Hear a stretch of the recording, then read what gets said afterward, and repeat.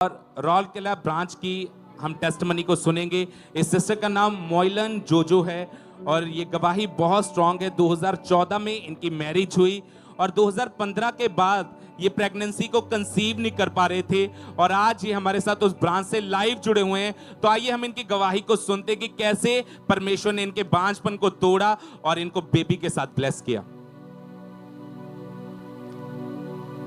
ये गवाही बहुत स्ट्रांग है। इस सिस्टर ने बताया कि ये बेबी को कंसीव नहीं कर पा रहे थे क्योंकि इनके एग्स नहीं बनते थे। इन्होंने लगातार मेडिसिन खाई पर फिर भी ये बेबी को कंसीव नहीं कर पा रहे थे और जब ये सेकेंड टाइम मैरिज के प्रेग्नेंट हुए तो भारी सामान उठाने के कारण इस बहन को ब्लीडिंग हुई और इनका मिसकैरेज हो गया, जिसकी वजह से ये अपनी लाइफ में बहुत ज्यादा डिस्टर्ब हो चुके थे। इनकी मैरिज लाइफ टोटली डिस्टर्ब हो चुकी थी। इन्होंने 3 डॉक्टर चेंज किए, लगातार मेडिसिन खाई पर इन्होंने बेबी की उम्मीद बिल्कुल ही छोड़ दी थी।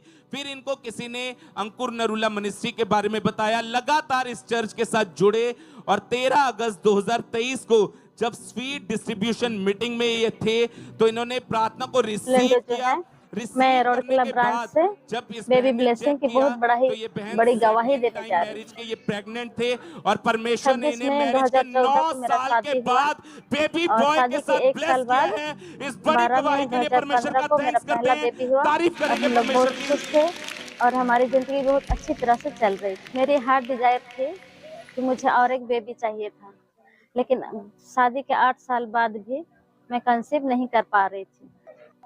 हम दोनों बेबी के लिए कोशिश कर रहे थे लेकिन फिर भी नहीं हो रहा था और एक बार कंसीव भी हुआ लेकिन वो 2 महीने के बाद मिसकैरेज हो गया। आस पड़ोस के लोग और हमारे रिश्तेदार भी हमें ताना मारते थे कि क्या इनका एक ही बेटा होगा या फिर और करना है कि नहीं करना है। तो इन बातों से हम दोनों बहुत दुखी हो जाते थे। जब मैं बाहर जाती थी तो लोग मुझे पूछते थे तो मुझे बहुत शर्मिंदगी महसूस होती थी। हम दोनों के बीच में बहस हो जाता था। उन्हें बच्चा नहीं चाहिए था और मुझे और एक बच्चा चाहिए। मेरा भरोसा टूट चुका था। मैं रात रात भर सो नहीं पाती थी। मैं बहुत तकलीफ में थी।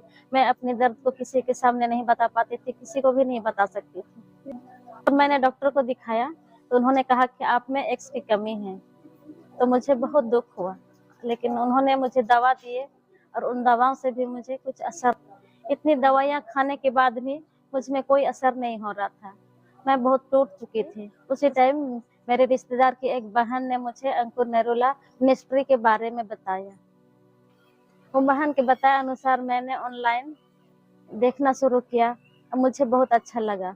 मैंने उसके बाद डिसाइड किया कि मैं ब्रांच में भी जाऊंगी और मैंने ब्रांच में भी आना शुरू किया और मुझे जो दुख था वो मेरा दुख धीरे धीरे जाने लगा और मैं बहुत खुशी और आनंद से रहने लगी। 13 अगस्त 2023 को स्वीट डिस्ट्रीब्यूशन मीटिंग था। उस दिन मैं ब्रांच में नहीं आ पाई थी। मैं घर में ही ऑनलाइन अटेंड कर रही थी। पोस्टल जी ने डिक्लेयर कर रहे थे कि इस स्वीट को ग्रहण करने के बाद निराशा की सारी कड़वाहटें आपके जीवन से छोड़कर चली जा रही है, इस मसीह के सामर्थ्य नाम में। इस सामर्थ्य वचन को मैंने सुनने के बाद घर में ही अपने स्वीट को रिसीव किया फेथ के साथ और मुझे बहुत ठंडक महसूस हुई। 1 महीने के बाद मैंने रिपोर्ट चेक कराया तो मेरा रिपोर्ट पॉजिटिव निकला। तो मैं बहुत खुश हुई, बहुत आनंद के साथ रहने लगी, बहुत खुशी खुशी अपने जीवन को बिताने लगी। 9 मंथ परमेश्वर ने मुझे और मेरी बेबी को सुरक्षित रखा और उन्होंने मुझे नॉर्मल डिलीवरी के साथ बेबी बॉय के साथ ब्लेस किया है। इस ब्लेसिंग के लिए मैं परमेश्वर का और परमेश्वर के दास दासी का धन्यवाद करती हूँ। Thank you Lord Jesus. तारीफ करेंगे परमेश्वर की इस बड़ी टेस्टमनी के लिए, इस बड़ी बरकत के लिए जोर से तारीफ करेंगे जीवित परमेश्वर की। इस सिस्टर ने बताया कि 13 अगस्त 2023 को स्वीट डिस्ट्रीब्यूशन मीटिंग में जब परमेश्वर के दास ने कहा था कि जब ये स्वीट आप लेंगे आप गवाही के साथ वापस आएंगे, परमेश्वर आपके वेट को खत्म करेगा और सचमुच परमेश्वर ने इसके इंतजार को खत्म किया और 9 साल के बाद इन्हें बेबी बॉय के साथ ब्लेस किया है। तारीफ करेंगे परमेश्वर की इस बड़ी टेस्टमनी के लिए, जोर से तारीफ करेंगे जीवित परमेश्वर की।